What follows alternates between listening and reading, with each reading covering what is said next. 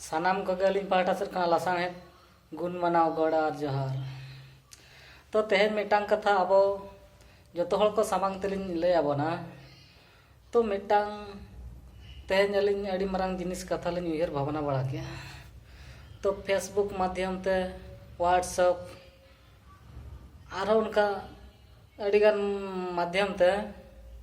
जहाँ अब सान्ताड़ हड़ और छातिक हड़ को बोका को बनाएट को जे बांगमा नुई हड़ नोडे आद अकना से हाना हुई कांता नहा हुई कना नुई शेयर ताय पे नोआ। तो इने का दो नुई हड़ आको ओड़ा ते सेन दाड़ेया चेद हो बाय लय दाड़ेया कना। तो आदो उनको दो मिटांग बोका मेनते हलिंग भाबी को और मिटांग मिट सेते दो चालाक मेनते हलिंग भाबी को। उनको दो उनको हड़ा ओना मेन इदी कते उनको दो मिटांग फायदा को उठावा जे आको व्हाट्सएप ग्रुप से फेसबुक चैनल रे आको ᱧᱩᱛᱩᱢ ढेरो मार पैसा कमावाय आजा माने बढ़ती खना बढ़ती को शेयर लेखा दो ओडा आजा बढ़ती खना बढ़ती मिटांग पैसा जहां माने नेट खना माने एमबी खना जहां माने हुयो कना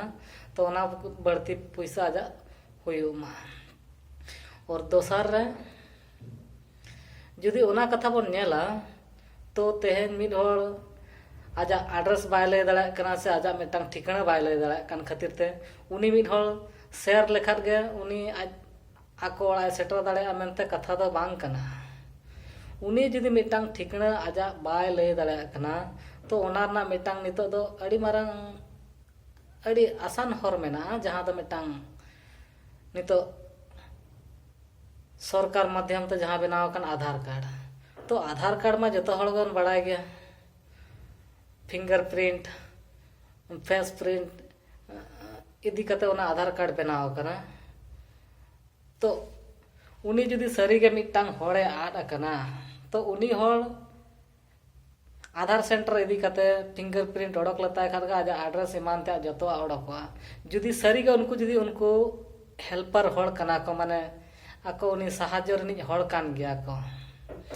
तो जुदी उनको साहाय्य रनी हड़ कान के को ओडको कान गया को तले का तो ओडे चलाव कते उनी आधार प्रिंट ओडक लेखात गे उनी आजा ठिकाना ईमान ते जतो को नाम दाड़ेया। आदा ओना गलिन अलिन हो बलिन चिंता भावना दाड़ेया कना। तो अड़ी दिन खना नोआ कथा लिन उयहर भावनाय गया। तो तेहन जुदी सरी गे मिड हड़ को साहाय्य कना तले का तो उनका माध्यम ते साहाय्य उड़ी लगन गानोआ। तो बांग दो बाबा उनको हड़ ओना जिनिसटा बाडाय गे बाको बाडाय ओना से बांग दो बोका तेगे को उनका कना बांग दो चालाक ते को उनका कना माने ओना बलिंग बुझाव नाम दाड़े कना। तो नितो जहां गे अलिना चैनल रे सांताल बया को पे नेले ताबोना तीस रहा बोका दा आलोपे बनाम ताबोना जे नुई वीडियो बनाव कते नुई हड़ नोडले इदी लेखात गे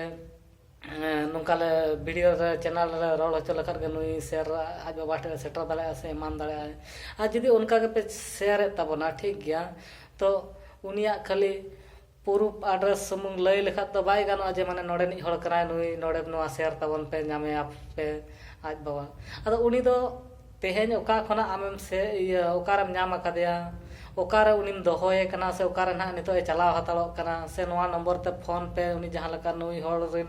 गार्जियन को ओडको कन खा नोआ नंबर ते फोन पे से नोआ एड्रेस रे हेज कते नेल इदिए पे उनकान एड्रेस मिटांग ठिकाना बांग लय कते तेहेन नुई नेले पे नोडे उनी हड़ ओकोय कनाय। तो आदो उनी दो ओकार को पानतेया पानते रना ठाव जुदी मिटांग बाय ताहेना और आबो सांताड़ बोका को नुना बोका मेना को जुदी ओना ठाव बचु ओना मिटांग उनी ओकार मेनाया से बनुया नोआ नंबर ते फोन पे जोगाजोग पे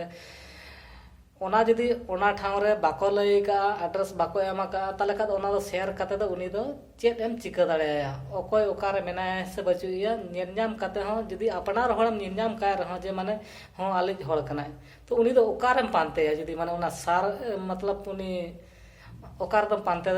रना मिटांग ठिकाना जुदी बाको एम का तले का तो ओकारम ये नेनजाम गेसम नेनजामया उनी दो आलिज हड़ कनाय। तो दिसम दागात रे आम जुदीम दाणाना उनी दो ओकारम नामया। तो नोआ को मिटांग पगलामी कथा कना। तो नोआ कोरेना सरी कथा दो तेहेन जुदी बन नेला